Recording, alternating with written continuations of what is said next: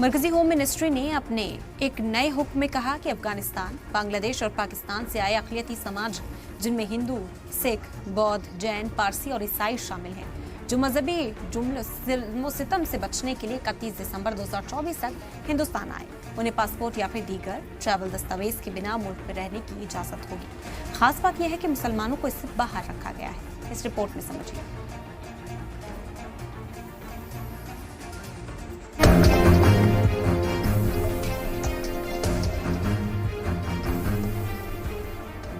मरकजी हुकूमत की होम मिनिस्ट्री ने पाकिस्तान, अफगानिस्तान और बांग्लादेश से आए माइनॉरिटी समाज के मेंबर, जिनमें हिंदू, सिख, बौद्ध, जैन, पारसी और ईसाई को बड़ी राहत दी है, जो मजहबी जुल्म-ओ-सितम से बचने के लिए 31 दिसंबर 2024 तक हिंदुस्तान आए हैं। दिलचस्पी यह है कि इसमें मुसलमान नहीं है।